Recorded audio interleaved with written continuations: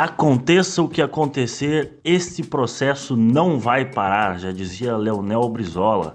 Sejam todos bem-vindos a mais um episódio aqui do Além das Urnas. O canal está passando por algumas mudanças e agora aqui você vai ter sempre um episódio novo a cada 15 dias. Vamos combinar nosso encontro nas segundas-feiras, uma sim, uma não, para conversar sobre política, economia e todos esses assuntos que envolvem a sociedade em geral que vocês já conhecem e estão acostumados aqui no canal. Essa semana também nós vamos tentar colocar no ar o nosso canal no YouTube, para que vocês que não têm o Spotify ou o Deezer possam acompanhar nossas entrevistas por lá também. O episódio de hoje quer se aprofundar em uma questão muito polêmica que vem à tona recentemente com a crise do coronavírus. Como pagar a crise?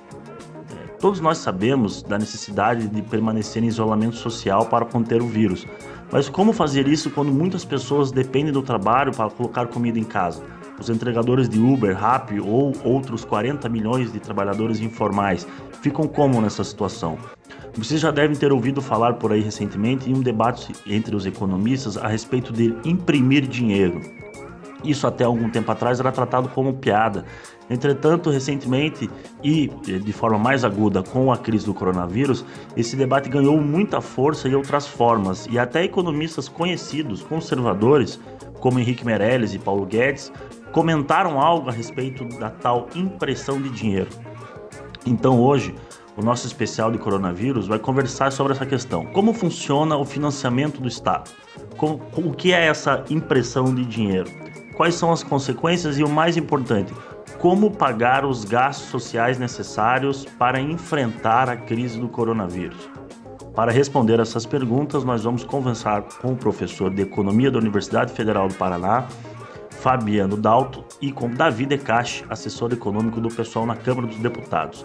O assunto foi muito longo e o episódio completo teve 2 horas e 40 minutos, e é por isso que nós vamos dividir em 2 partes. A primeira parte, para todos aqueles que querem entender os mecanismos básicos de criação do dinheiro nos estados modernos.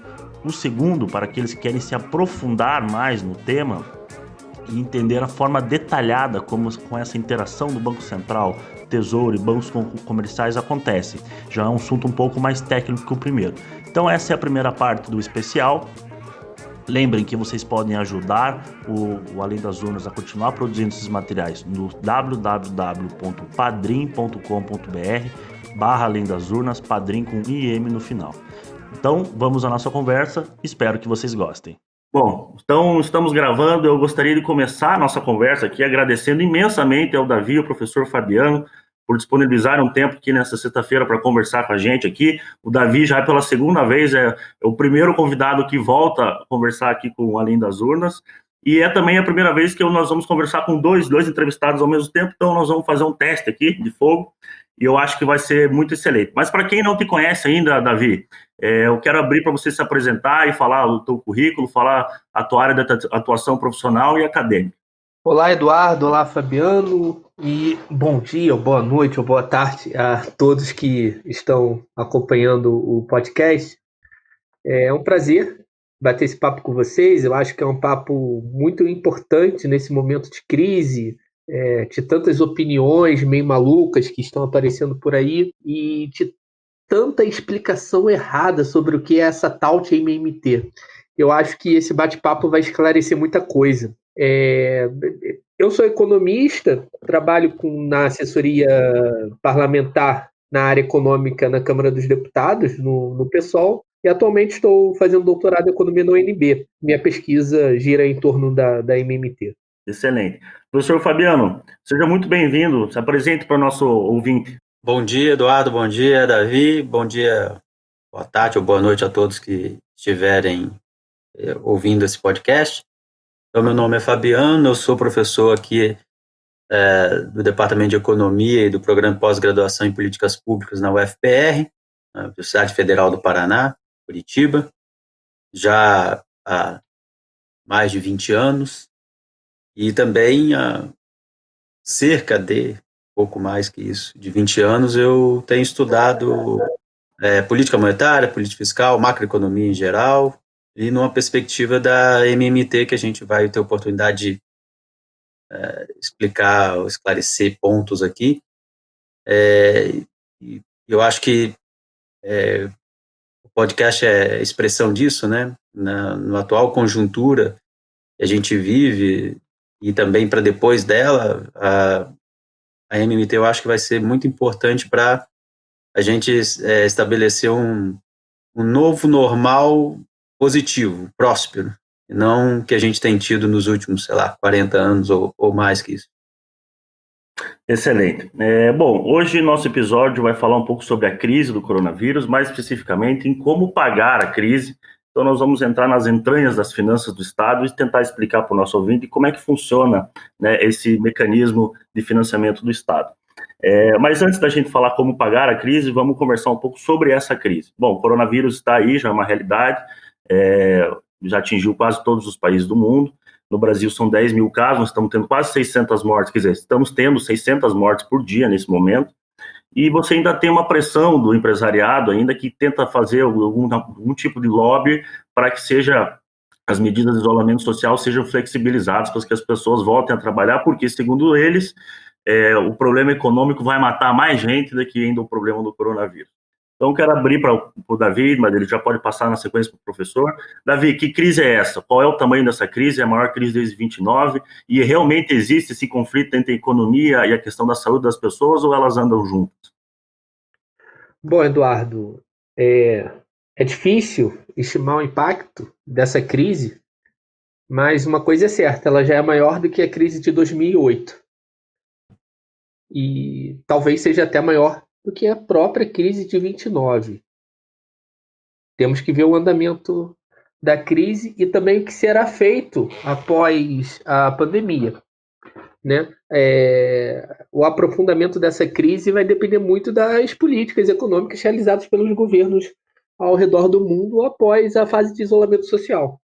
Então, os impactos podem ser mais ou menos graves, de acordo com as políticas econômicas realizadas. E durante esse primeiro momento, em que o isolamento social é fundamental para preservar vidas, o Estado ele deve atuar garantindo a renda das pessoas, das famílias, para que elas, né, não precisem sair às ruas. E não existe nenhum trade-off entre isolamento social, manutenção de emprego, crescimento econômico. Muito pelo contrário, se você mata as pessoas, a economia tem que entrar em uma crise ainda mais profunda, porque seria trágico uma política como a que o governo tentou implementar, de flexibilização de isolamento social.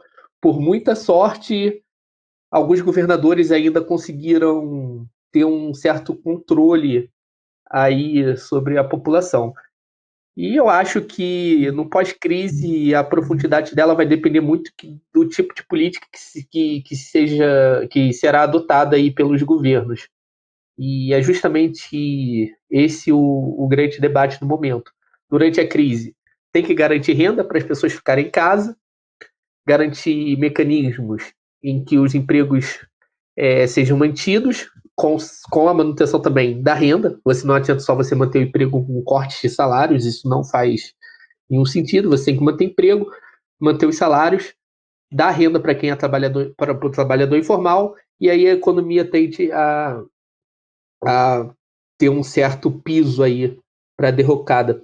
Só um comentário antes de passar aí para vocês. Essa crise, obviamente, uma pandemia por si só já gera uma crise humanitária, uma crise social, uma crise econômica.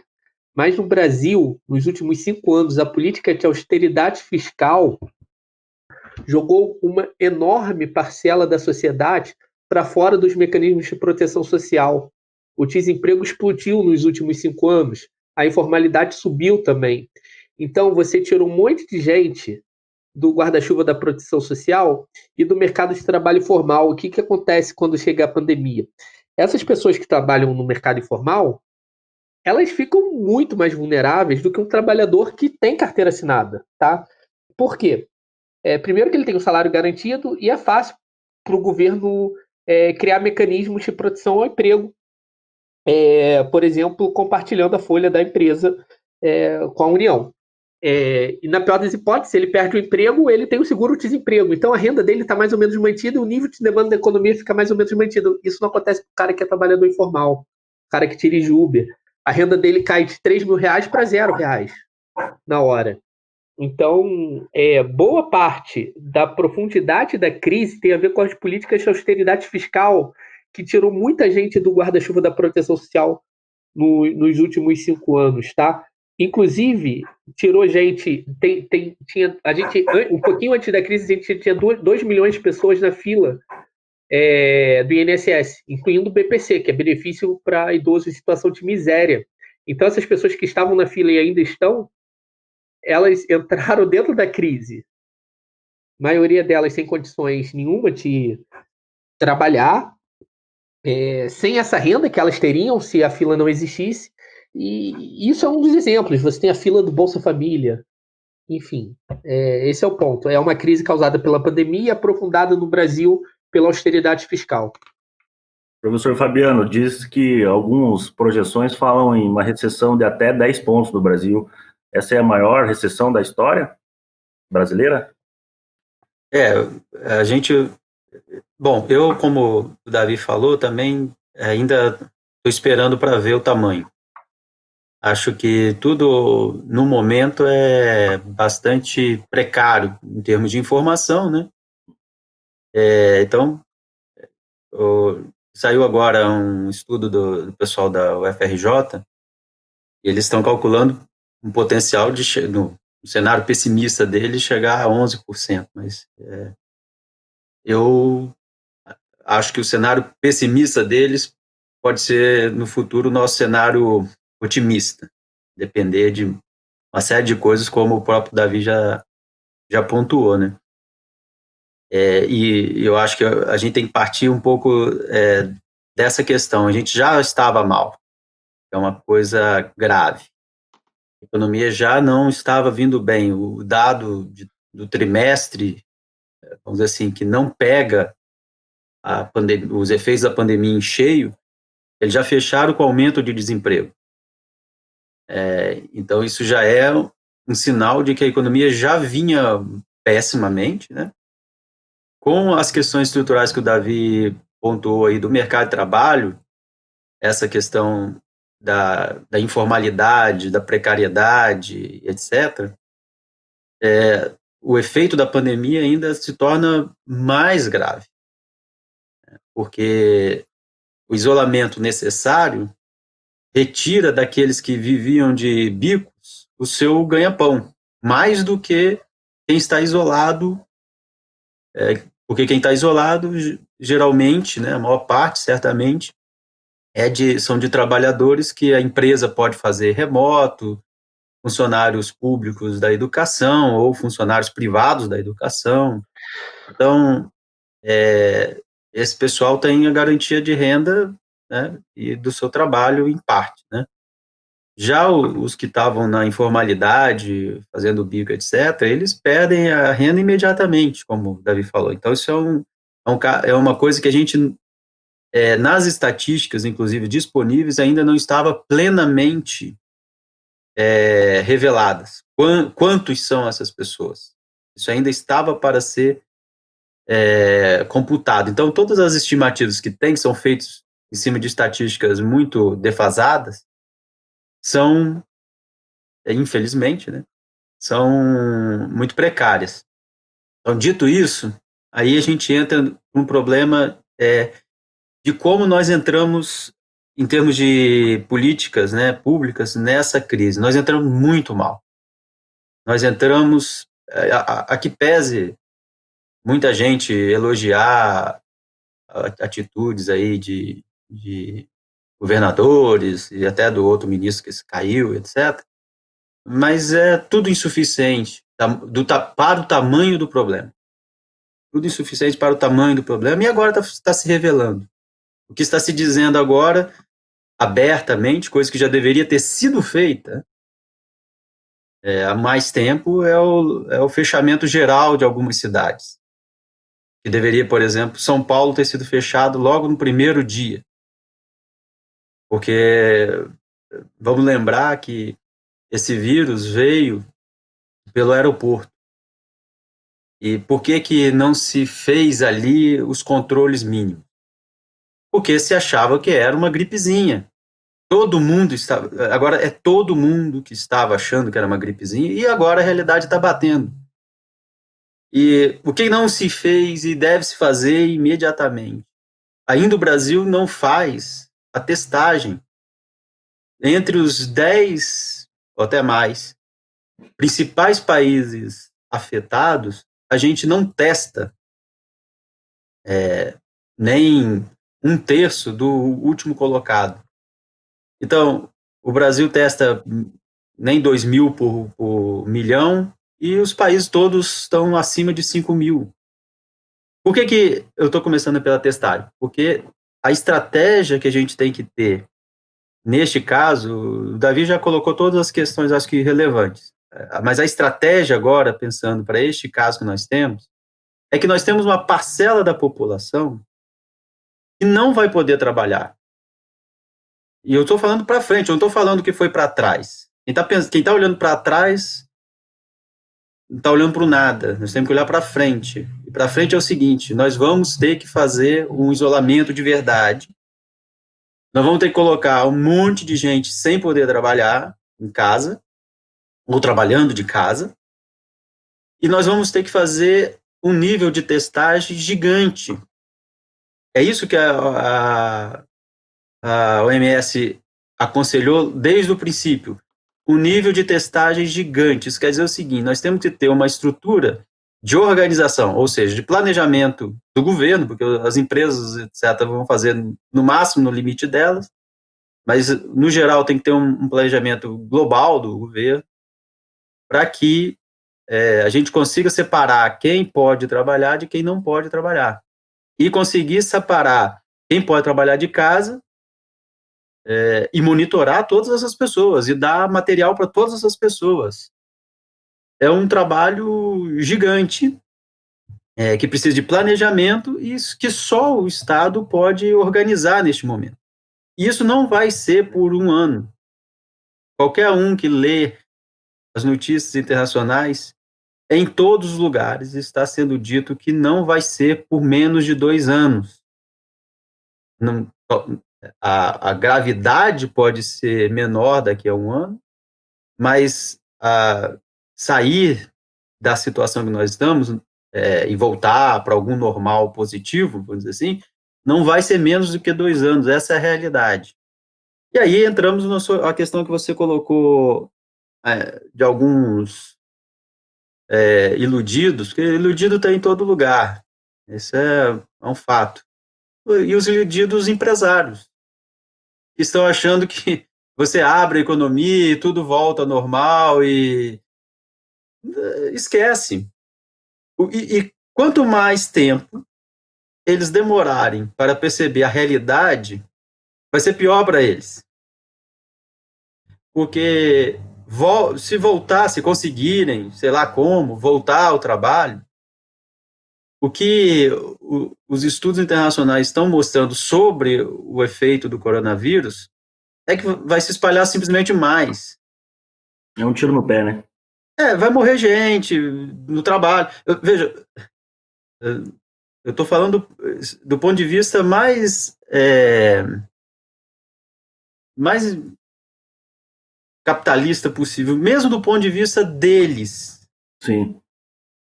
Pega lá algum desses empresários e fala, é só 5 mil que vai morrer. Já está morrendo 10 mil, lembre-se. Uhum. Já está morrendo 10 mil.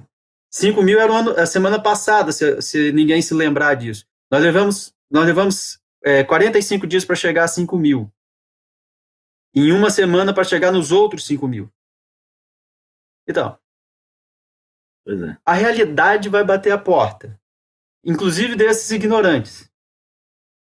E não sei como que eles vão responder a isso. Pode ser que eles sejam um bando de Jim Jones, genocidas, vão sair matando as pessoas na rua. Mas eu tenho a impressão que esse caminho, até para eles, é muito perigoso, porque quem vai morrer na frente, será que vai aceitar morrer tão facilmente assim? Não sei, acho que não. Acho que eles deveriam começar a raciocinar um pouco mais, e aí entra as questões políticas, né? Os nossos políticos deveriam começar também a raciocinar um pouco mais. Eu não estou falando, obviamente, do Bolsonaro, né? Eu estou falando de todos os outros que também pensam que é uma gripezinha, ou pensaram até hoje, incluindo governadores. Eles pensaram até hoje que é uma gripezinha. Vamos lembrar que nem no Rio de Janeiro, nem em São Paulo se fechou o aeroporto. E deveria ter sido feito. Já há mais de um mês. Ninguém fez controle de entrada das pessoas, ninguém fez teste das entradas das pessoas. Nós estamos cheios de gente dizendo que vieram da Itália e nem sequer foram monitoradas. Ninguém ficou em isolamento. Então, enfim, dado esse cenário que eu estou descrevendo, que é o que está acontecendo, o que vai acontecer em termos da economia daqui para frente? Quando as ilusões caírem, a gente vai saber melhor. Porque quando as ilusões caírem, vai emergir os números. Você vai ter que... Já está sendo dito, né? Essa semana eu já vi 2 ou 3, o governador do Rio mesmo, falando que o lockdown é uma possibilidade óbvia. Já está pensando em alguns locais específicos, mas é óbvio que locais específicos, lockdown não vai existir numa cidade. Vai ter que fechar a cidade inteira. Então, quando essa realidade bater mais seriamente a porta, aí nós vamos ter um cenário mais claro do tamanho do problema. Mas eu acho que a gente só vai saber mesmo quando a gente conseguir sair, e eu não sei quando que vai ser isso, sair um pouco desse nível altíssimo que nós estamos vendo de infecção e de mortes. Né? Porque, infelizmente, as pessoas que estão morrendo, né, a gente pode não ver pelas estatísticas, a gente pode não ver, talvez alguém não veja do lado, mas elas têm famílias, elas têm não são só números, né, professor? Não são só números e mais. Isso aí se espalha mais do que notícia ruim. Mais rápido. Quer dizer o seguinte, muita gente que mesmo que estava negando e querendo ir trabalhar porque precisa, porque é isso que acontece com a maioria do povo, eles precisam, já não vai querer ir. As pessoas estão com medo, basta ir em supermercados que vocês vão ver. Restaurante não vai abrir mais, tem um bando desses empresários aí que acham que é coisa simples, não vai ser. E aí nós entramos só a última coisa que eu queria falar, que é um problema gravíssimo, porque está cada vez mais claro para todo mundo, eu só vou pontuar isso, que o governo, apesar de estar com vários instrumentos na mão, concedidos pelo Congresso, não está fazendo absolutamente nada. E quando isso acontece, não vai demorar, as pessoas também vão se revoltar contra isso. E já estão, porque já estão vendo que eles poderiam ter sofrido muito menos e vão sofrer muito mais por irresponsabilidade, ou, sei lá, a palavra me foge, o que a gente pode classificar isso. Mas esse é o resultado de um país que, nos últimos anos, como o Davi falou, né, foi afetado, e eu estou falando do país como um todo, tá? Não vamos ser muito seletivos aqui. Foi afetado por uma doença, mais do que os últimos 5 anos, é muito mais largo, muito mais tempo que a gente está sendo afetado por um vírus pior de todos, que nos trouxe a austeridade, nos trouxe o golpe, nos trouxe o Bolsonaro.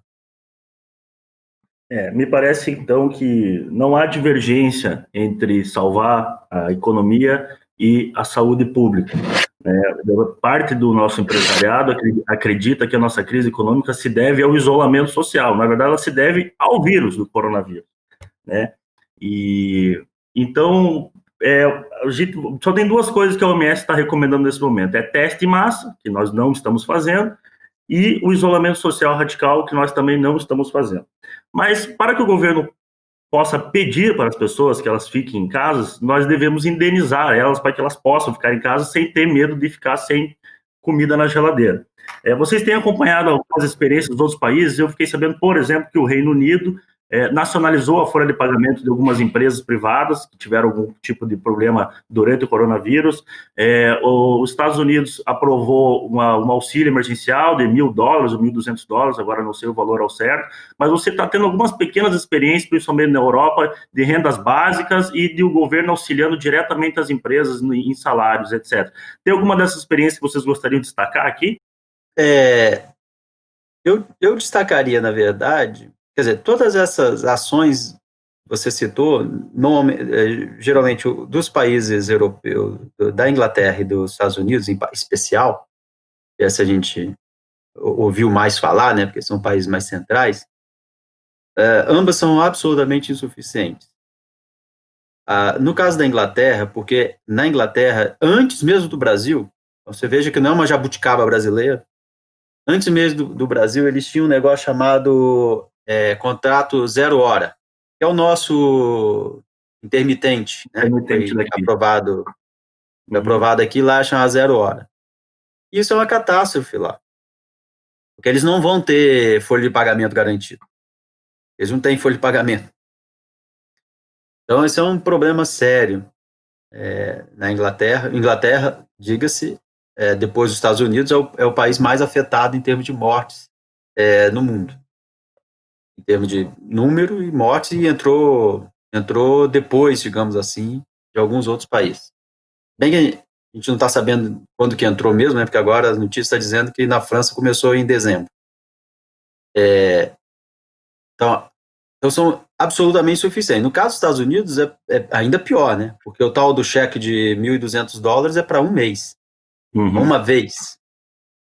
Até o nosso programa aqui é melhor que o americano. Então, os Estados Unidos, o desemprego está crescendo na casa dos 20 milhões de pessoas, para mais. Então, esse país, eu acho que são assim, as medidas em si, ok, mas o tamanho é insuficiente, que é mais ou menos o que nós seguimos. As nossas medidas, em particular essa da renda emergencial, ela, vamos dizer assim, a direção é absolutamente correta, só que ela é insuficiente. A gente não fez, fora dizer, né? Ela é insuficiente e fora dizer que ela não está sendo implementada. Fora a dificuldade para implementar ela, né? Qual é a dificuldade? Por acaso alguém não sabe que no Brasil a Caixa Econômica e a Loteria Federal funcionam juntas? E não poderia as pessoas irem sacar nas caixas da loteria? O governo não poderia organizar os bancos, todos eles, para dissiparem a forma de receber isso?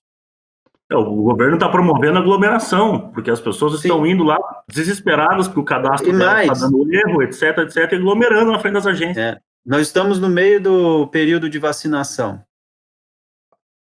Dá o dinheiro lá no posto de saúde.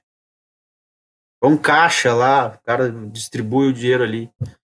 Agora não está na hora de você ficar perguntando qual é, cadê o seu CPF, cadê o seu quê, cadê o seu que lá, preencha esse formulário, preencha aquele. Isso é um absurdo. Isso é obviamente um absurdo. Você tem um monte de fontes de cadastro público aí que podem ser compatibilizados para você saber quem está recebendo ou não.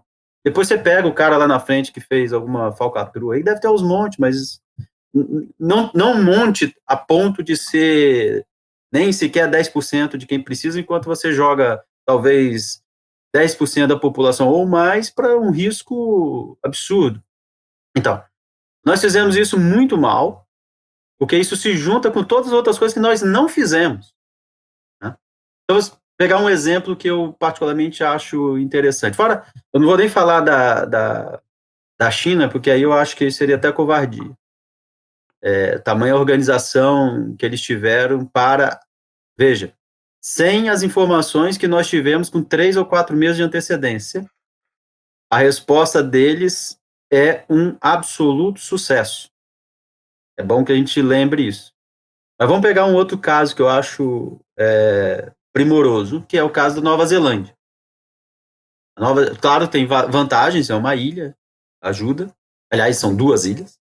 Isso ajuda, porque né, o fato de ter 2 ilhas já separa a população. Não é tão populoso, né? Mas a primeira coisa que se faz fecha-se a entrada e saída de pessoas, para você ter controle. E vai fechando a economia. Eles foram até o nível 4, que eles chamaram, fizeram os 4 níveis de fechamento, e o governo foi conduzindo o processo, como tem que ser. Foi fechando e foi dando as condições, renda, crédito para os pequenos, etc, etc, e foi dando condições das pessoas aderirem ao plano. E é isso que a gente tem que fazer, a gente tem que dar condições para as pessoas aderirem ao plano. Então, digamos assim, o desafio é óbvio que é grande, para cada país, o caso do Brasil, obviamente, um país desse tamanho é uma população né, espalhada e com muita desigualdade. O nosso desafio ainda é maior, não estou querendo dizer que a gente teria um resultado tão bom, tão igual a, sei lá, a Nova Zelândia, mas eu acho que a gente poderia ter tido um resultado muito melhor se a gente tivesse governantes. A gente não tem governantes, a gente tem empresários acéfalos em governos. Ou acéfalos nem empresários, né, em alguns outros casos. Porque, então, esses exemplos, que eu acho que esse debate, eu acho que, de uma certa maneira, já foi feito. O Davi conhece, acho que o debate mais por dentro do que eu. Ele foi bem, em termos de saber o que a gente tem que fazer, não é que a gente não saiba. Você pode perguntar ao Davi aí, que trabalha na Câmara e discutiu todas essas coisas, não é que não se saiba o que a gente tem que fazer. Eu acho que só que, ou de um lado, a gente não adotou mais radicalmente tudo que a gente tinha que fazer e não implementou aquilo que a gente adotou. As poucas coisas que a gente realmente listou como temos que fazer, a gente não fez. A começar pelo básico principal, testagem. Então, eu vou só fechar uma coisa aqui e passar uma bola para o Davi, que eu sei que ele conhece mais profundamente. Se a gente não tinha, como a gente não tem, testagem, né, com os equipamentos necessários, a gente poderia fazer outras coisas. E também não é o melhor dos mundos, mas veja, eu estou partindo do pressuposto que a gente não tem uma certa equipamento que a gente precisava ter. Então, o que a gente tem disponível? A gente tem gente que a gente poderia usar e treinar para fazer controle de quem está ou não doente. Então, nós estamos com milhares de pessoas aí desempregadas que poderiam ser rapidamente treinadas como agentes de saúde e poderiam ir testar as pessoas, testar com teste mesmo, em alguns casos, mas também só acompanhar, fazer um laudo clínico. Como é que você está? Você está com febre? Porque febre é fácil de ver. Até um sujeito põe a mão na cabeça e vai dizer, estou mais ou menos quente. Mas dá um termômetro, não é uma coisa difícil de se ter. Testagem seria o ideal. Se não temos, pelo menos uma avaliação clínica. E a gente não faz nem isso. Porque, veja, nem em aeroportos a gente estava fazendo isso. Aliás, vou lembrar que teve um aeroporto aí que estava, acho que foi em São Luís, ou no Recife, ou na Bahia, não sei, e estava sendo feito medição de temperatura e alguém mandou, o Ministério da Saúde mandou parar. Como que isso pode? Então, eu assim, a gente sabe o que tem que ser feito.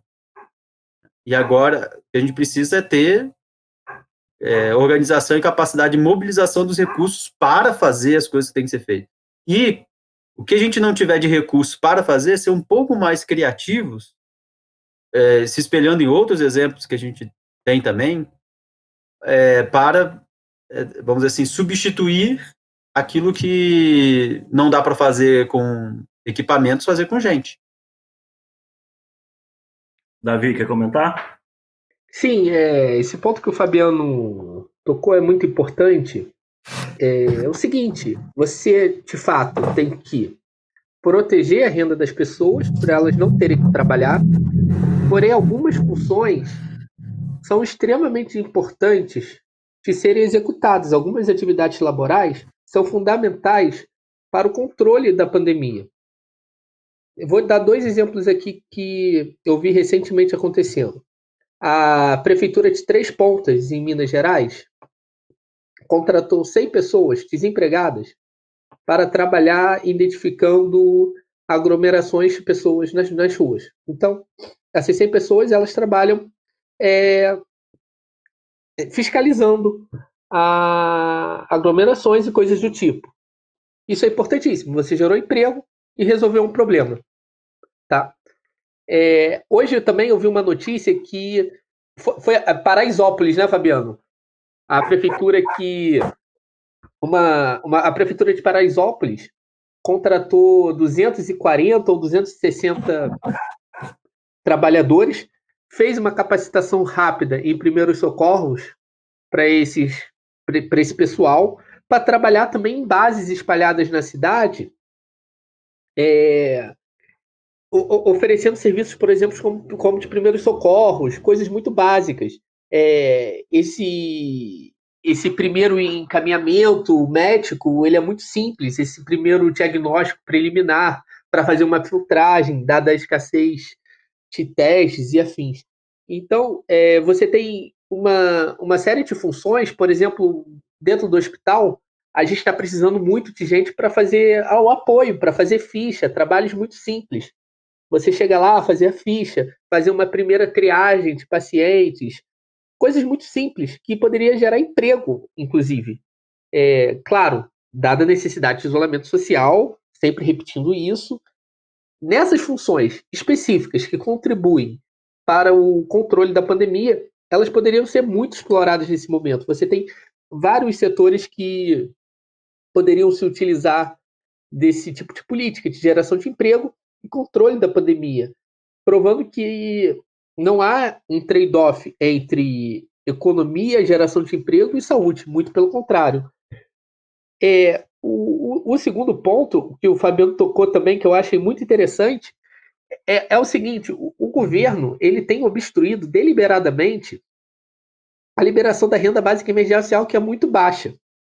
É uma renda emergencial muito baixa. Por que ela é muito baixa? O cara está no trabalho formal, sem proteção nenhuma, mas, por exemplo, vamos supor que o cara ganha R$ 2.000 por mês. Tá? Ele tem um custo fixo de aluguel de R$ 800.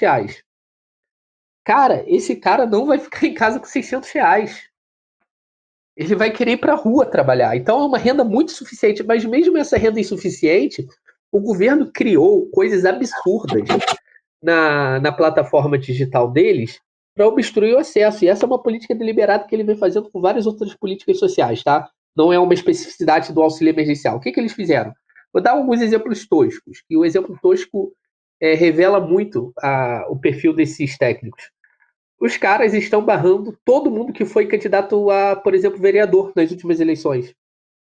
Então, por exemplo, se você foi candidato a vereador, você é desempregado, mas foi candidato. O simples fato de você ter sido candidato já te exclui. Assim, são coisas sem nenhum sentido que eles estão fazendo para quê? Para economizar dinheiro. Tá?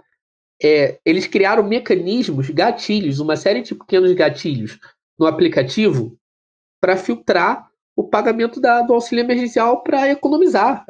Tem austeridade no meio dessa crise em cima de um auxílio que é muito baixo. Uma coisa curiosa também, ainda falando do auxílio dessas políticas, além deles estarem ainda insistindo em mecanismos obscuros e austeridade na concessão desse benefício e de outras coisas, eles já deixaram muito claro o seguinte: nas votações que o Fabiano falou aqui também, que as regras fiscais foram suspensas. Exatamente isso, elas foram suspensas porque elas vão voltar logo após o fim da pandemia. Ou seja, eles estão falando o seguinte: acabou a quarentena, acabou esse período, volta tudo ao normal, porque para eles a situação anterior à pandemia, isso inclusive para economistas mais do campo progressista, era de normalidade no Brasil. Você tinha 28 milhões de pessoas sem emprego, aí eu estou incluindo o desempregado, o cara que desistiu de procurar emprego, o cara que trabalha menos horas do que, do que gostaria. Esses 28 milhões de pessoas, para eles é algo super normal, super normal.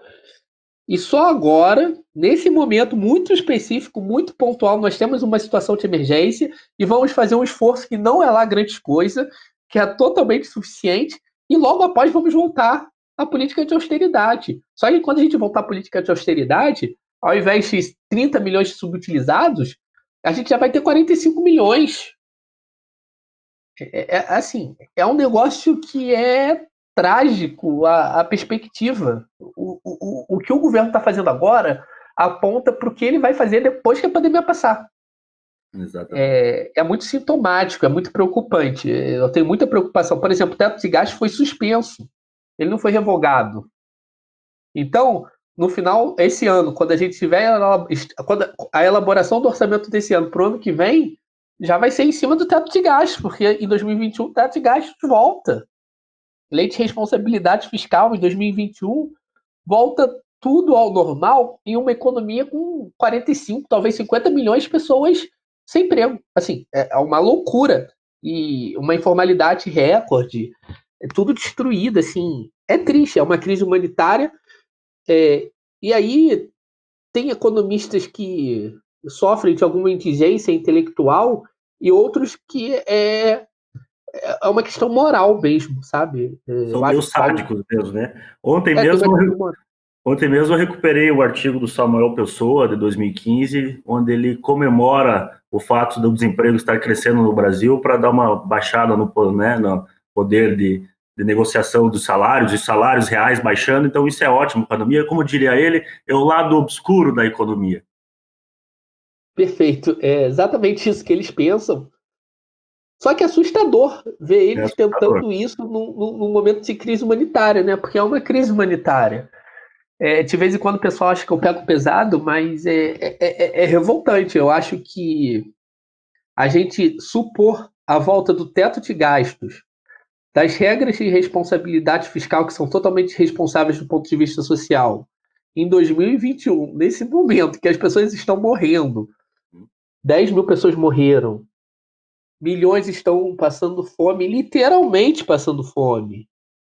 Os caras cogitarem voltar com políticas de austeridade depois disso tudo, cogitarem não.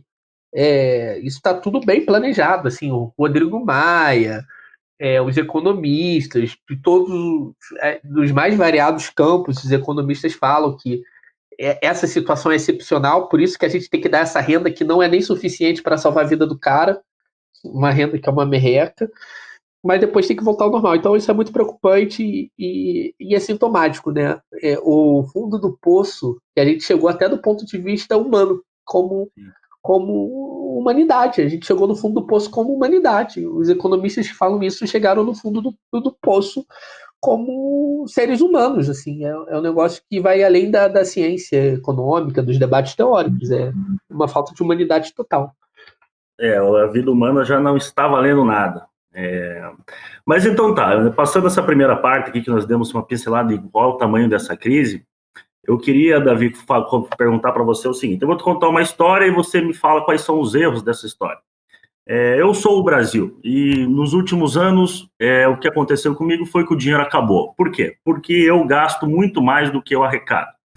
Então, se eu gasto mais do que eu arrecado, eu tenho que pedir emprestado o dinheiro que falta para cobrir minhas despesas. E se eu fico e eu peço emprestado para a iniciativa privada.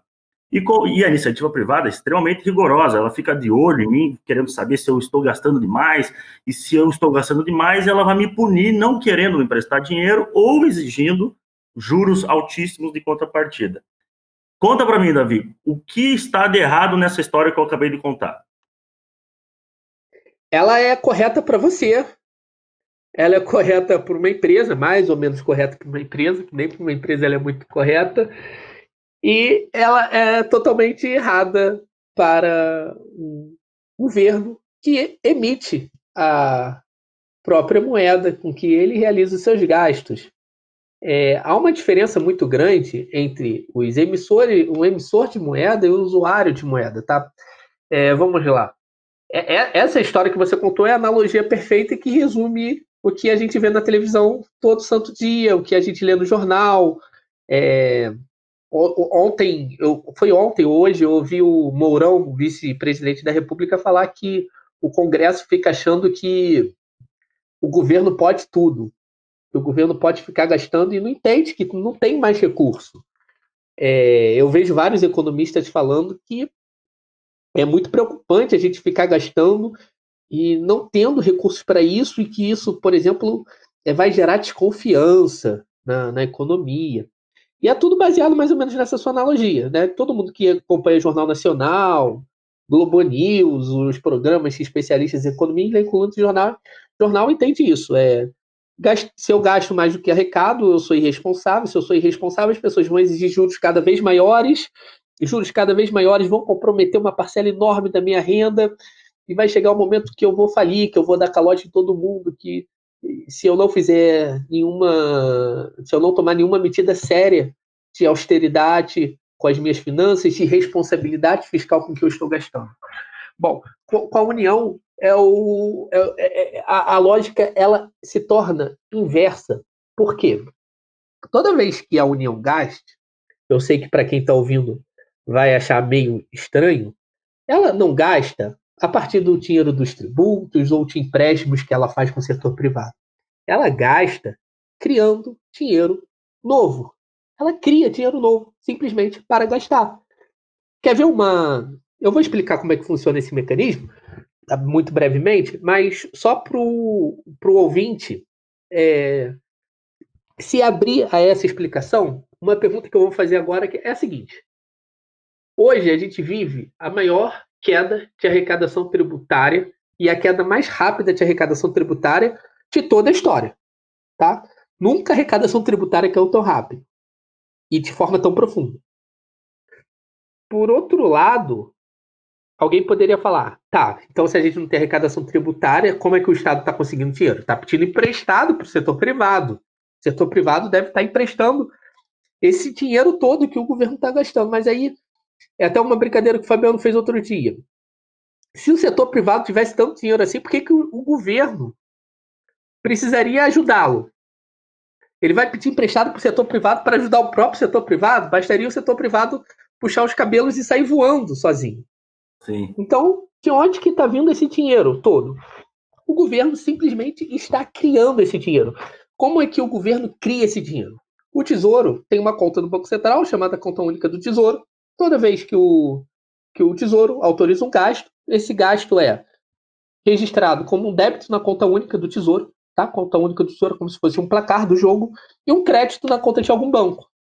Então, você simplesmente faz essas operações de criação de dinheiro toda vez que o governo gasta, tá? Conforme esses gastos vão superando a arrecadação tributária, você pode ter uma expansão do nível de reservas nesse mercado interbancário, e esse mercado interbancário onde o Banco Central se relaciona com os bancos e os bancos entre eles, é onde a taxa básica de juros da economia é formada, que é a taxa que dá a base para toda a estrutura econômica.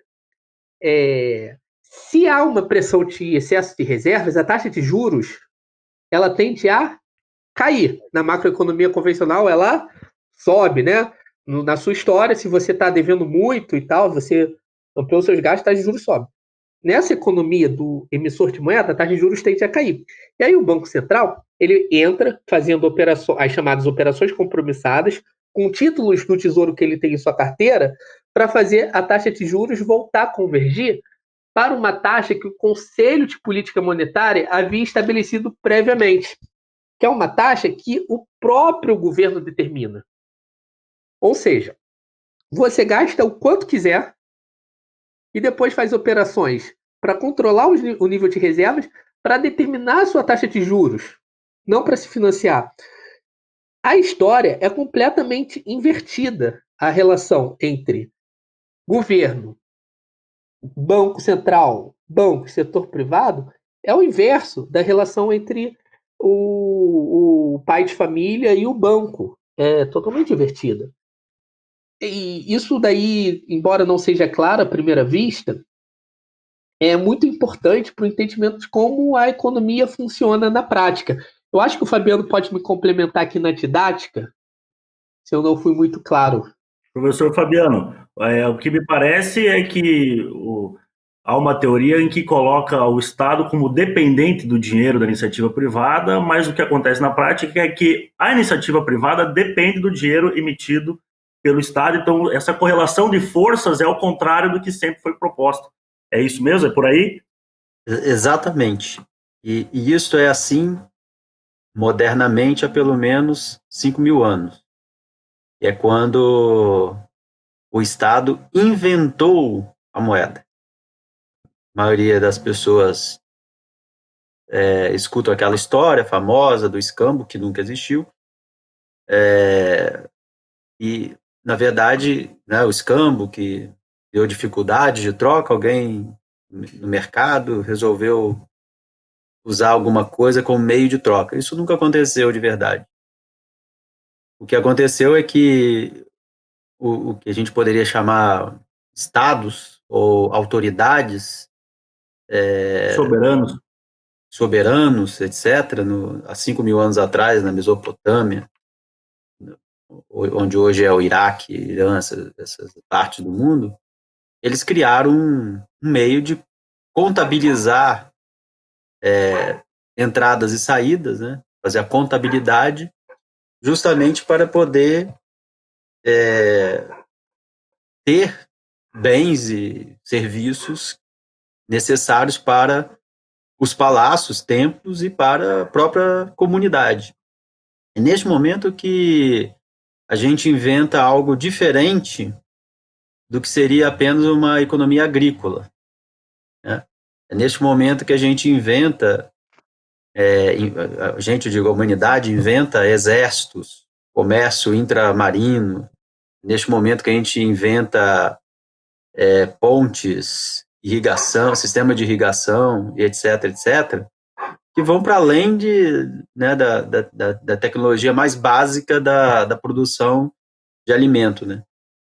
Então, desde 5.000 anos ou até mais do que isso para cá, é o Estado que define o que é moeda, né? E a gente sabe isso na prática, qualquer um de nós, brasileiro, então, tem esses exemplos, agora não mais, né, mas nós tivemos esses exemplos do Estado modificando o que é moeda ao longo de, sei lá, 40 anos seguidos, né? Na década de 80 isso era absoluto, nós tivemos umas 4 moedas diferentes, até chegar no plano real, até chegar na moeda real, né? E aí, como é o Estado que define o que é moeda, né, define, o real vai ser a nossa moeda, mas o que é o real? É só para ir na direção do que o Davi estava explicando aí. O real é a unidade de conta em que a gente registra as nossas dívidas, nossos créditos, nossos débitos, seja com quem lá for. Só que, adicionalmente, a gente precisa desse real, essa coisa, para, vamos dizer assim, liquidar os pagamentos das dívidas. E quem emite esse real que faz a liquidação dos pagamentos da dívida é o Estado, é o governo. Então, por exemplo, como a maioria você estava falando, explicando bem a história aí, as pessoas pensam, mas eu preciso arrecadar, o governo precisa arrecadar para fazer pagamentos. A pergunta é, mas arrecadar o quê? Reais? A segunda pergunta é, de onde as pessoas vão conseguir reais para o governo tributar? As pessoas só podem conseguir reais para o governo tributar. Alguém pode dizer, trabalhando, mas claramente isso não é uma resposta, porque trabalhando significa que alguém pagou um salário em reais. A pergunta seguinte seria, onde que esse empresário conseguiu pagar os salários em reais? Onde ele conseguiu os reais? Ele não tem uma máquina de produção de reais, ele tem uma máquina de produção de bens. Ele tem que vender no mercado. Para quem? Para os consumidores. E fica óbvio, é só seguir o dinheiro, como diz no jornalismo investigativo, fica óbvio que não pode ter sido no mercado privado que esses reais apareceram. O mercado privado pode produzir bens e serviços. Não pode produzir reais para pagar tributos. Dentro do mercado privado, pode-se ter moeda privada, tudo bem, isso é uma outra coisa. Mas para pagar tributos não se pode usar moeda privada, só pode-se usar moeda pública, que o próprio Estado emitiu. Então, se alguém quiser fazer o exercício, é simples. Você vai se perguntar e, sendo honesto contigo mesmo, você nunca vai achar nenhuma resposta satisfatória para de onde vêm os reais que eu uso para pagar o tributo, a não ser que tenha vindo do próprio emissor. A gente só pode pagar uma dívida usando um crédito contra quem nós estamos endividados. Então, a gente paga tributos, que é uma dívida que a gente tem com o Estado, usando créditos que o Estado emitiu para nós pagarmos esse tributo. Assim como eu posso pagar uma dívida privada usando dívidas privadas, créditos privados contra o meu credor.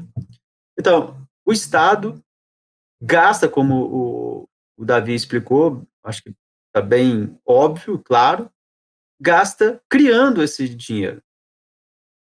Eu só queria apontar uma outra coisa, então, que está sendo comum dizer aí, então o Estado joga dinheiro na economia, de helicóptero, a metáfora do helicóptero, ela vem de um economista chamado Milton Friedman, que deve ser muito conhecido, eu imagino, nossos ouvintes aí, é um monetarista, né? Não tem nada a ver com o MMT, ok? Mas tem uma outra metáfora que eu gosto até mais, antes do Milton Friedman, um outro sujeito que inventou o que a gente chama de teoria monetária quantitativa da moeda, ele deu a forma final, na verdade, que é o Irving Fisher. Ele dizia que, vamos supor um Papai Noel passando de trenó e jogando dinheiro na economia. Isso não acontece. Isso é completamente falso e a MMT nunca falou nada disso. Pelo contrário, ela explica que o governo emite gastando ou gasta emitindo, que são coisas completamente diferentes. Gastar emitindo não é jogar dinheiro na cabeça de ninguém. É simplesmente comprar bens e serviços ou ativos que as pessoas estejam dispostas a vender para o governo. Então, o governo só gasta aquilo que está potencialmente disponível para a compra.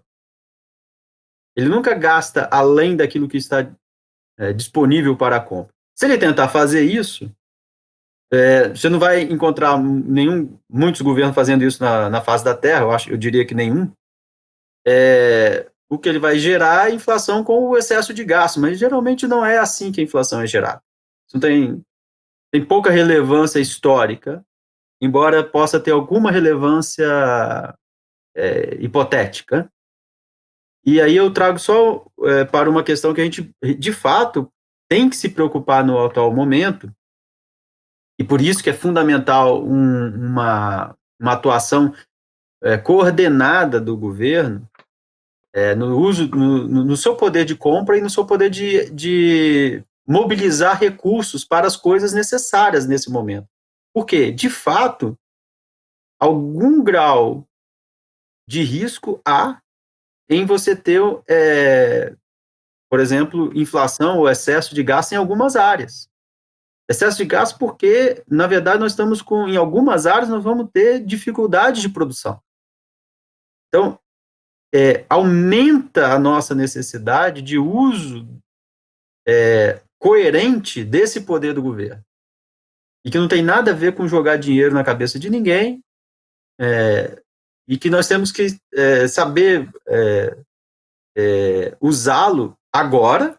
Agora vamos dizer assim, uma questão de vida ou morte. E depois, porque, como o Davi falou no começo, a gente já estava numa situação de alguma coisa perto dos 30 milhões de pessoas desesperadas, sem emprego, ou emprego sabendo que vai acordar sem emprego, ou acordando sem saber se vai ter alguma renda, porque fazem bicos, etc, etc, etc. Então, saber utilizar esse poder ilimitado do governo de gasto e de mobilização de recursos disponíveis é crucial neste momento. Então, toda essa discussão confusa e em alguns casos propositadamente confusa, quem vai pagar pela crise, etc., ela, na verdade, ela tem objetivos, obviamente, políticos. Em alguns casos. Em outros casos, tem uma inocência que já, neste caso, já começa a ser quase uma inocência criminosa, no sentido de ser não um crime doloso, né, mas um crime culposo. Você não sabe do que está falando, mas está jogando água no moinho da morte. E nós temos que tributar capitalista para sair da crise. Pô, quando você conseguir tributar o cara, já tem 100 mil pessoas mortas. Segundo lugar, só para dar um exemplo, a insuficiência. Primeiro, a dificuldade, né, de tributar o sujeito. Segundo, a insuficiência. Eu vi um amigo falando, né, ele estava me ensinando isso. Temos que tributar os lucros dos bancos. Os bancos tiveram lucros exorbitantes no ano passado. Somados os 4 principais bancos, dá 100 bilhões de reais. Os lucros totais dele no ano passado. Nem isso. 100 bilhões de reais não vai dar nem para os 600 reais distribuído para toda a população que precisa. É isso que nós queremos? Eu não. Eu quero algo muito maior do que isso. Eu acho que a gente precisa, não só porque eu quero, é porque nós precisamos. A situação é muito mais grave do que essas saídas que não são saídas, né? E aí, entender isso que o Davi estava explicando é fundamental para a gente poder usar essas ferramentas disponíveis que nós temos na direção daquilo que nós necessitamos. E claro, quem tem que dizer neste momento exatamente quais as coisas mais importantes que nós devemos fazer, embora a gente já saiba algumas delas, porque já está sendo dito por especialistas para nós, são as pessoas que são da área. Não podem ser, né? Infelizmente, nós estamos sendo comandados por pessoas que, sei lá, sabem nem usar máscara. Uma coisa que o professor falou que eu achei interessante é que as pessoas têm um pouco de dificuldade de realmente mensurar os valores, né?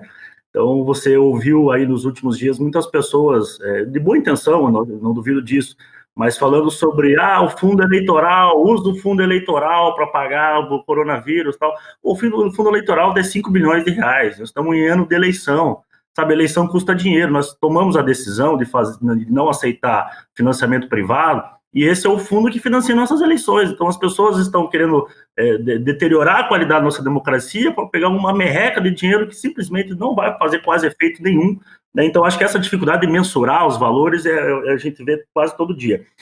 Davi, você e o professor Fabiano estão lançando um livro, a gente esqueceu de comentar isso no início, gostaria de abrir para você apresentar esse livro para as pessoas e falar um pouco mais sobre isso, porque a teoria monetária moderna ela tem uma base antropológica muito grande, que o professor Fabiano comentou agora há pouco. Então, vou falar aqui, você me corrige se eu tiver alguma coisa que não esteja muito precisa. Mas a teoria que sempre foi contada da antropologia da moeda é que existia um homem, um aborígene, um cara que produzia e consumia e, eventualmente, tinha excedentes, e esses excedentes ele trocava com outras pessoas. Então, por exemplo, eu tinha excedente de peixe e você tinha de madeira, então a gente troca, e conforme o tempo foi passando, foi necessário criar um padrão, e aí apareceu a areia, as conchas, e eventualmente as moedas de prata, etc, etc. Então, essa é a história sempre contada. A antropologia, recentemente, com bastante provas arqueológicas, tem mostrado que não, que na verdade já existia um certo contrato social, né, entre as sociedades que vinham de sendo caçadores e coletores, então desde então elas precisavam andar em grupos para se proteger dos ataques dos animais, etc. Então já tinha um sentimento de coletivo, um certo contrato social não escrito, mas um contrato social natural entre eles. E quando houve a tal revolução agrícola, em que as pessoas tinham a sua própria plantação, mas começavam a depender das condições climáticas, do tempo, do sol, enfim, você começou a criar esse soberano, que não necessariamente era o mais forte, mas uma pessoa com maiores habilidades sociais, Então, ele tinha esse poder de tributar parcela dessa colheita, e conforme isso foi evoluindo, como o professor Fabiano falou, é o momento das guerras e etc. Então, esse soberano começou a dar para as pessoas algo, que seria o dinheiro, para que elas tivessem um crédito contra ele quando ele fosse cobrar o tributo. Essa pessoa poderia, então, entregar esse papel, esse dinheiro, em forma de pagamento de tributo. Nessa concepção, então, o dinheiro seria um crédito que as pessoas têm contra o Estado.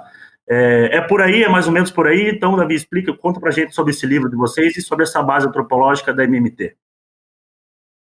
Opa, obrigado pela divulgação, Eduardo. O livro foi organizado pelo professor Fabiano e é o primeiro manual baseado totalmente na MMT, na Teoria Monetária Moderna, em língua portuguesa. Tá? Não é um livro de antropologia do dinheiro, é um livro de macroeconomia. Então, a gente não entra, a gente cita isso no início do livro, mas não entra a fundo nas questões antropológicas, de cunho antropológico. A nossa preocupação é fazer mais ou menos o que o Fabiano tinha dito, seguir o dinheiro, ver como ele é criado, como ele é destruído, como que se dá a relação entre tesouro, banco central, entre o banco central e os bancos, entre os bancos e as empresas e famílias, como se dá essa relação na macroeconomia moderna. Esse é o foco do livro e é uma abordagem radicalmente oposta aos manuais clássicos que os estudantes são formados até hoje, com coisas totalmente anacrônicas, que perderam.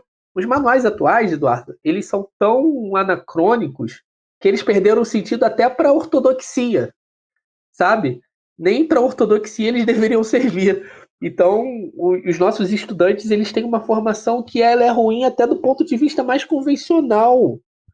E eu acho que esse material ele contribui muito para uma formação mais sólida, não só dos estudantes, mas também do público em geral, que quer entender esses mecanismos que eu tentei aqui explicar de forma muito rápida.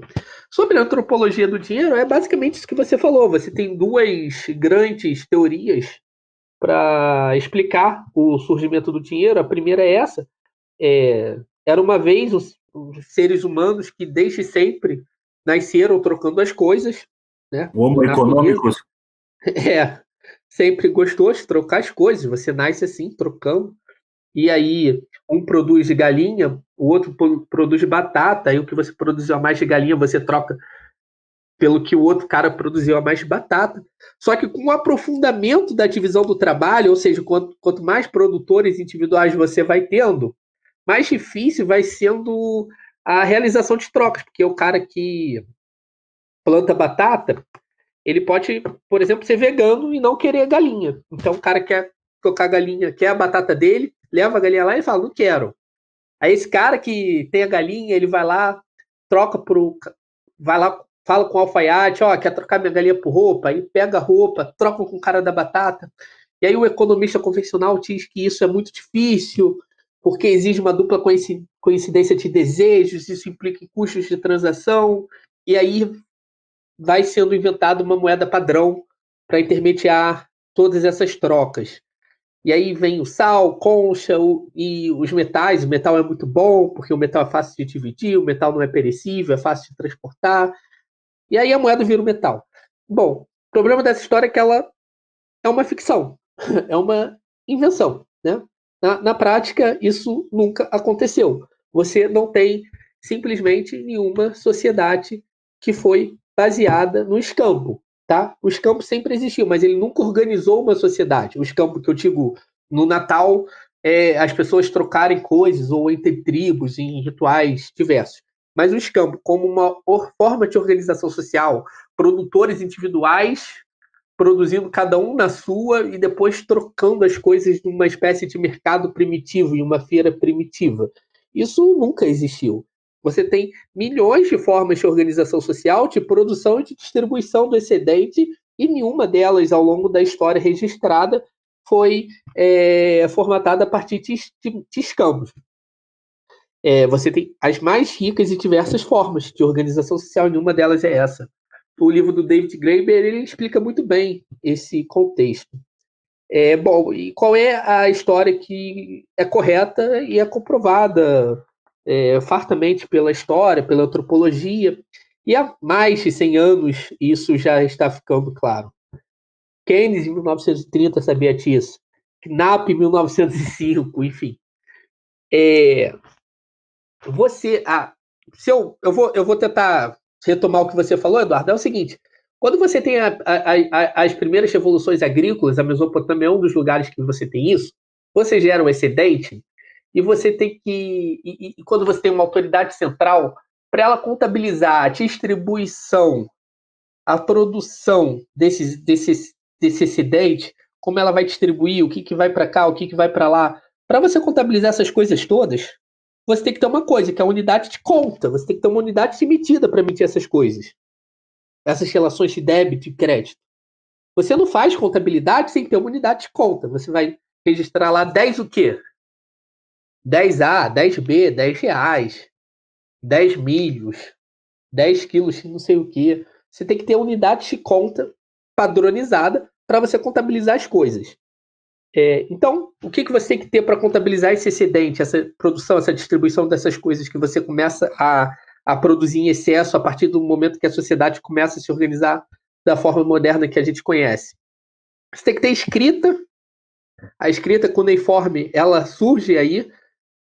Você tem que ter um mecanismo de contabilidade e para tudo isso ser possível, você tem que criar unidades de conta. É nesse contexto que surge o dinheiro. Você cria uma unidade de conta e os estados modernos, eles cobram tributos baseados nessa unidade de conta e determinam a coisa que ele vai aceitar como meio de pagamento desse tributo. E quando o Estado ele tem a capacidade de tributar, ele pode mobilizar bens e serviços a favor do conjunto da sociedade. Dando um exemplo a partir do zero. Alguém chega para colonizar um território qualquer, que nunca teve contato com dinheiro, que vive baseado em uma agricultura de subsistência, uma tribo indígena. Aí chega lá o europeu, e a primeira coisa que os europeus querem fazer é montar uma sede administrativa ali. Aí os europeus oferecem papel, um dinheiro para eles em papel. Fala assim, pessoal, estou pagando aqui R$300 para quem trabalhar aqui nesse mês construindo aqui a nossa sede. Quem vai aceitar um negócio desses? O que eles vão fazer com R$300? Isso não faz sentido nenhum. Então, o que esse governante faria? Ele iria impor a essa sociedade um tributo, tá? Em um valor qualquer que ele determine, que torne necessário que essas pessoas obtenham esse papel que ele criou.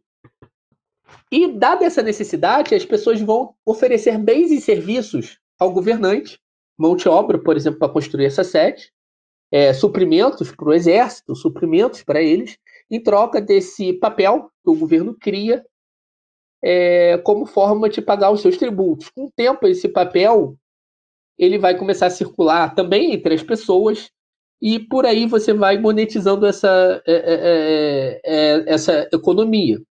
Então, o tributo, ele antes de financiar o governo, não é isso que ele faz, ele serve para impor uma moeda, tá? Na unidade de conta que o governo determinou. E se o dinheiro é uma criatura do governo, o governo, por definição, ele não pode ficar sem esse dinheiro que ele próprio cria, tá? Então a MMT está muito assentada nessa teoria, que é a teoria cartalista da moeda. É uma história totalmente invertida. Os tributos, aí entrando numa coisa mais pragmática. Então, por que o Estado tributa? Primeiro, para impor a demanda por moeda, né? As pessoas precisarem de moeda. Tributos também os tributos têm várias outras funções. Da mesma forma que quando o governo gasta, ele cria dinheiro novo, ou seja, débito na conta única, o crédito na conta de alguém, quando ele tributa, ele faz um movimento inverso. Ele está destruindo o dinheiro que foi criado, destruindo virtualmente, tá? Marcando lá no placar do jogo que aquilo foi destruído e quando ele cria, ele marca que foi criado. Bom, e por que ele está tributando? Pelo desejo que ele tem de que as pessoas tenham menos dinheiro. Por que ele pode desejar isso? Por exemplo, para controlar o nível de demanda da economia. Outras coisas que podem acontecer com tributos. Os tributos, eles também são muito importantes, por exemplo, se você quiser estimular algumas práticas, por exemplo, consumo de cigarro. Você pode tributar esse tipo de produção de forma diferenciada do que você tributa outras coisas. Se você quiser estimular empresas a terem paridade de gênero, produção sustentável, etc., você pode reduzir a tributação para empresas que caminhem nesse sentido. Se a gente quiser uma sociedade menos desigual, e aí eu acho que a MMT é super importante nisso, ao contrário do que muita gente diz, a gente pode tributar os mais ricos para reduzir o patrimônio e a renda desses caras sem nenhum medo deles fugirem com o dinheiro. Tá? Então, se você quiser reduzir desigualdade, você tributa os mais ricos sem nenhum problema, sem medo deles fugirem, que eles falam, é a gente que gera o dinheiro, a gente que gera tudo. Mentira, você pode tributar à vontade. E eu acho que esse é o ponto essencial da contribuição da MMT. Eu não sei se o Fabiano pode me complementar aí em algo que eu possa não ter sido tão claro ou equivocado. Eu vou só falar um pouco mais do livro, né, para o pessoal aproveitar que Claro. nós estamos lançando. É a primeira vez que nós estamos falando em algum lugar sobre o livro, né, Davi?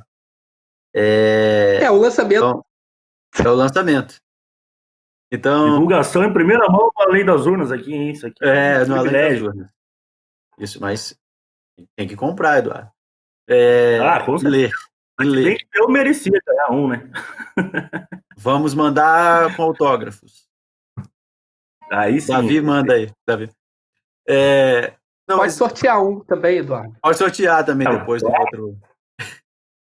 Mas essa coisa que o Davi acabou de dizer, eu acho que é fundamental, porque inclusive eu falei, não é tributando que a gente vai sair da crise. Isso não quer dizer que a gente não deva tributar. Da mesma maneira, quando a gente fala, o governo não tem limites para o gasto, isso não quer dizer que o governo deve gastar em qualquer coisa. É a mesma coisa como você falar assim, olha, Eduardo, você tem condição de comer chocolate? Você gosta de chocolate? Gosto. Isso quer dizer que você vai comer todo o chocolate que aparecer na sua frente o tempo inteiro? Não, isso não quer dizer isso. Quer dizer o que você pode, gosta, ou deve, ou não deve fazer. A gente deve... a MMT vem dizer o seguinte, não podemos nos pautar por aquilo que não é um problema. Nós devemos nos pautar por aquilo que é um problema. Então, não é um problema financiamento do gasto do governo e emite sua própria moeda, como o Davi falou. Mas é um problema a desigualdade de renda. E tributar tem um papel em reduzir a desigualdade de renda.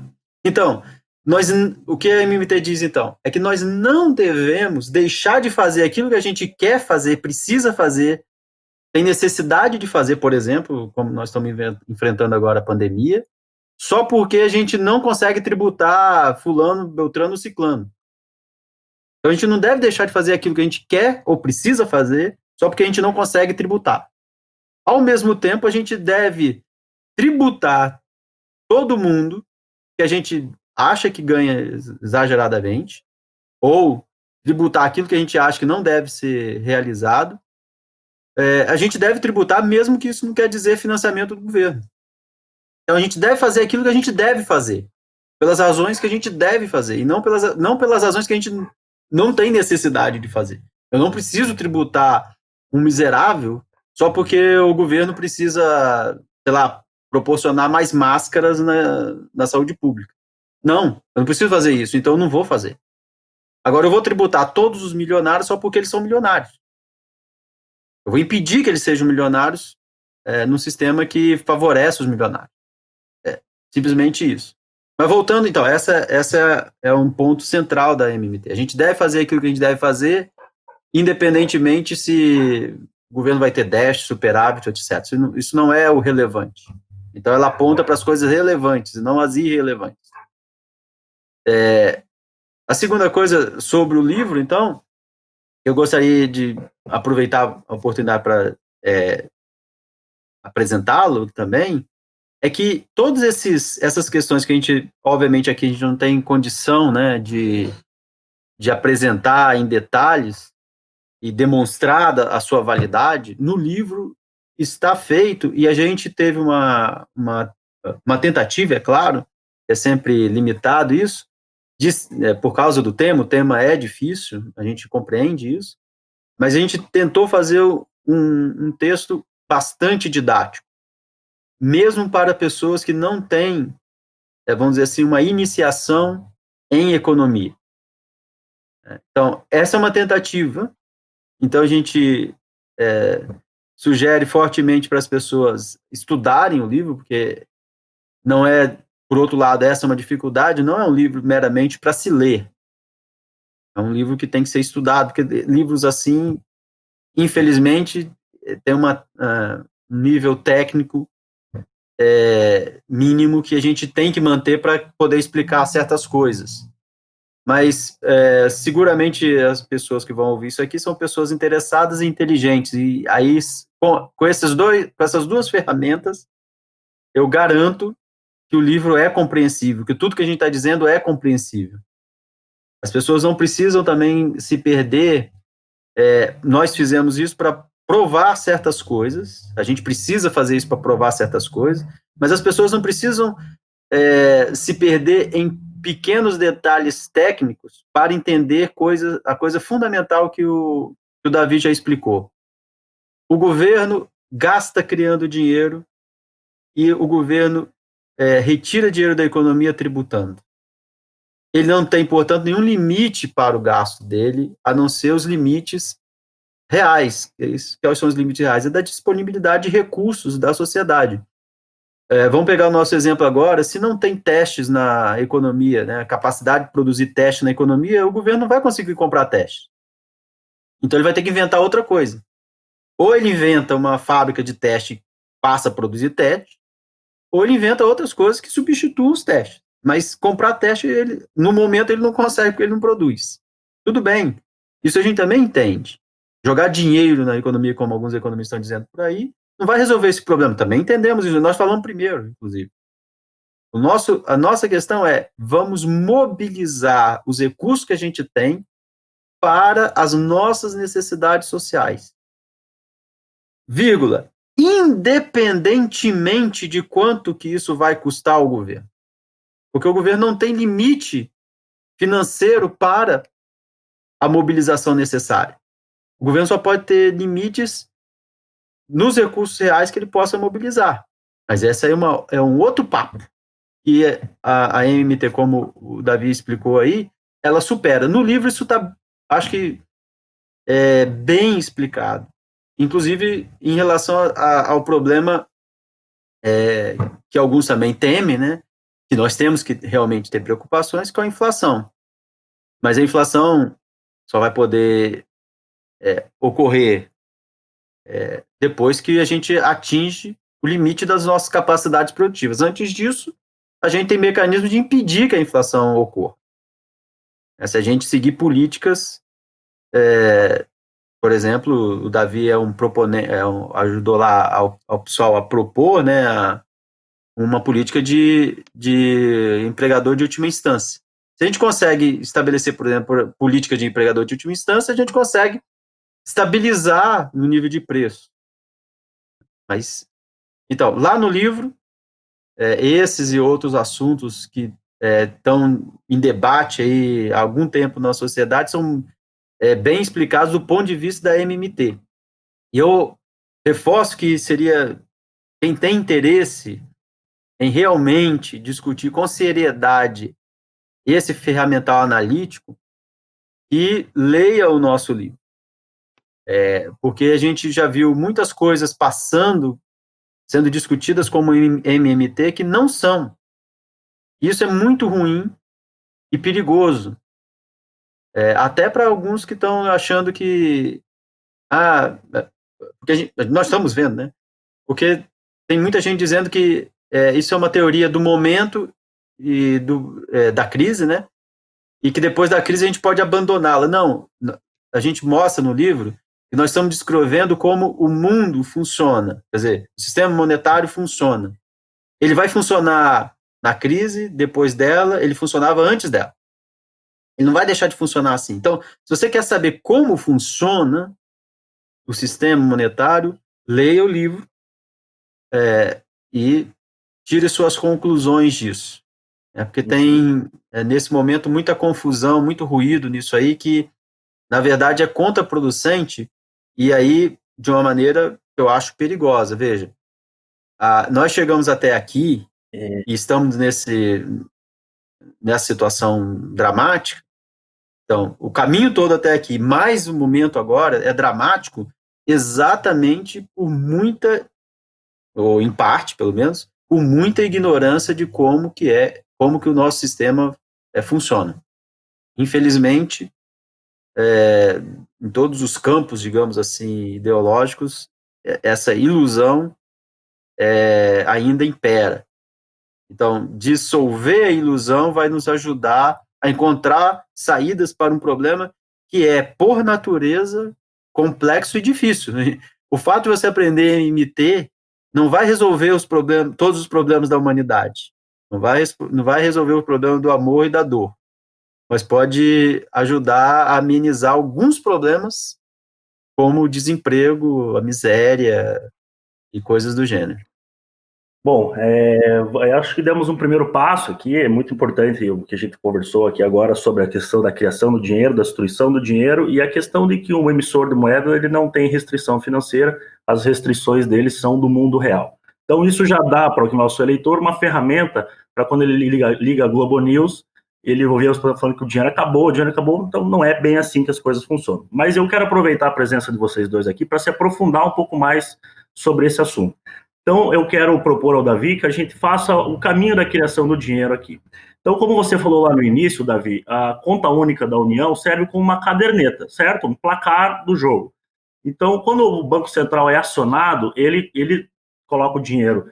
Aí você me corrija se eu estiver errado, por favor. Ele coloca o dinheiro direto na conta do banco e na conta única ele escreve lá o débito que foi, né, o custo desse débito. Minha pergunta é, como é que funciona isso na prática? E todo esse dinheiro que é criado, ele não vai ser criado a partir de uma dívida, ou seja, você vai ter que pagar juros por esse dinheiro depois, né? Depois que o ciclo se termina, você paga juros em cima desse dinheiro criado? Opa, Eduardo, essa pergunta é muito boa. Eu vou começar respondendo o que não é a conta única do Tesouro. O que as pessoas... Eu tenho a impressão que as pessoas pensam assim. Elas enxergam a conta única do Tesouro como cofre, tá? É um cofre onde o dinheiro, o governo vai arrecadando dinheiro de tributos, enfim, ganhos dos mais diversos, ou quando ele vende um título no primário e ganha dinheiro do setor privado, ele pega todo esse dinheiro, essas moedas, essas pratinhas, e bota dentro desse cofre, e esse cofre é mais ou menos como uma poupança do governo, e como tem 1,3 trilhão de reais nesse cofre, agora a gente pode gastar, mas se não tivesse 1,3, a gente não poderia, porque o governo é como se fosse uma dona de casa e ela tem um cofrinho chamado de conta única do Tesouro. Isso é o que a conta única do Tesouro não é. Eu vejo muita analogia, não tão direta como é que eu estou fazendo, mas com esse tipo de ideia. A conta única do Tesouro é um cofre onde o governo guarda lá, sei lá, a moeda de R$1 que eu paguei na hora de pagar minha conta. Não sei. As pessoas entendem assim. Que diabo é esse conta única? Primeiro que eu acho que isso é meio óbvio, mas a gente está em tempos que a gente precisa repetir o óbvio. Infelizmente, o governo não tem nenhum cofre gigante com dinheiro guardado dentro. São operações virtuais. Como é que o governo realiza o gasto? Eu já tinha explicado aqui. O Tesouro fala assim para o Banco Central: cara, essa conta que eu tenho aí, você vai creditar R$600 de auxílio emergencial para o seu João na conta que ele tem na Caixa Econômica Federal. O Banco Central vai lá, automaticamente, marca lá na conta única do governo menos 600 e bota lá R$ 600 que o seu João vai ganhar de auxílio emergencial. Marcou dinheiro, tá? Enfim, é assim que você vai criar o dinheiro. Isso independe do saldo da conta única do Tesouro. Pode ser quando ela tiver com saldo de 800 trilhões, pode ser quando ela tiver com saldo de R$ 5, tá? A criação de dinheiro vai acontecer dessa forma. E aí você perguntou do que acontece depois. O que acontece depois é o seguinte: a gente tem dois mercados, o que eu vou chamar. Você tem um mercado primário, que é onde o Tesouro emite o título pela primeira vez. Tá? Ele emite um título pela primeira vez. E você tem o mercado secundário, que é onde os títulos são transacionados pela segunda vez, e esse mercado especificamente que eu estou falando é o que acontece entre o Banco Central e os bancos privados. O que acontece nesse mercado? Nesse mercado, eu já tinha falado isso, mas eu vou repetir para que isso é meio complexo, talvez o Fabiano me ajude depois a explicar. É onde você marca a taxa básica de juros da economia. É onde ela é determinada. E de que maneira ela é determinada? Ela é determinada por uma escolha deliberada do Conselho de Política Monetária, por uma escolha política. Ele fala a taxa que ele quer. Ele vai falar assim hoje. Hoje ele fala que ele quer uma taxa de 3%. Então, o Banco Central ele tem que perseguir essa taxa de 3%. Por isso que eles Beleza? chamam de taxa de juros exógena, certo? Taxa de juros exógena, porque ela é determinada fora Deliberada. desse sistema por uma atitude discricionária, exógena do Não é Banco uma Central. consequência, não é uma consequência que a taxa de juros é aquela, é uma decisão, né? Por isso que é exógena que a gente chama, né? Não é o banco, o mercado. Tem keynesiano, inclusive, que acha isso, que é o mercado que vai determinar isso pela confiança, pelo estado de expectativas, enfim. Mas não é bem assim. É uma taxa determinada. Isso é por definição, isso é descritivo, então isso não é polêmico pela teoria. Ela é determinada por uma escolha. Tá? Essa escolha pode ter consequências. Não estou falando que não tenha consequências. Uma taxa de juros muito alta tem consequências. Uma taxa de juros determinada muito baixa também pode ter outras consequências, positivas ou negativas, mas ela é determinada ali. E como é que ela é determinada? Eu criei R$ 600. Vamos supor que tudo mais constante, eu não arrecadei nada nesse período, teve uma expansão dessas reservas que eu criei, desse dinheiro que eu criei ali. Os bancos eles vão ficar com um excesso ali de reservas, tá? Que não rende juros e tal. E eles vão ter interesse em trocar essa moeda que não rende juros por títulos. E o Banco Central ele quer enxugar esse excesso de reservas para fazer os juros subir, porque se você tem um excesso de reservas, a taxa de juros tende a cair. Então, o que vai acontecer ali nesse mercado secundário? O Banco Central vai pegar um título que ele tem anteriormente, em algum momento foi emitido pelo Tesouro, ele tem uma carteira de títulos do Tesouro, e ele vai simplesmente jogar esse título da carteira para o banco e recolher e destruir esse dinheiro que foi criado anteriormente. É um processo também de destruição de dinheiro, assim como acontece quando eu tributo que eu destruo. Então eu vou reduzir esse excesso de reservas e a taxa de juros vai voltar a convergir para o que o Conselho de Política Monetária queria. E aí eu já estou respondendo a sua pergunta. Essa emissão de título no mercado secundário, essas operações compromissadas que acontecem, elas não têm nada a ver, portanto, com o financiamento desse gasto. Ela aconteceu depois. Percebe? Não faz nenhum sentido você ter que fazer a operação compromissada para ter o dinheiro para gastar ou algo do tipo, como.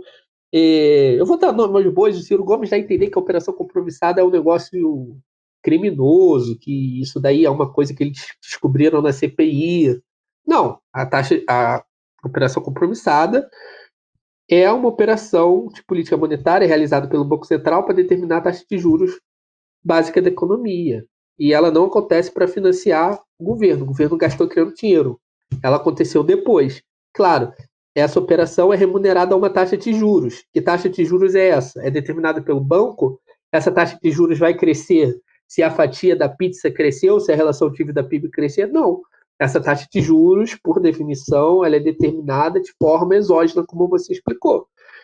eu acho que isso fecha o raciocínio básico. Eu não sei se eu fui claro. Meus amigos ouvintes que estão acompanhando a nossa entrevista, a conversa tá boa, né? O papo tá bom mesmo. E conforme a gente conversou lá no começo, na nossa abertura, eu dividi esse episódio em 2 partes, porque a partir daqui, ele, como vocês já perceberam, ele vai ficar um assunto mais técnico, mais complexo e muito importante. Então, com a finalidade de não cansar o ouvido de vocês, a gente separou ele em 2 partes. O episódio já está disponível aqui no canal. Então eu convido todos vocês a terminarem de ouvir a entrevista no próximo episódio.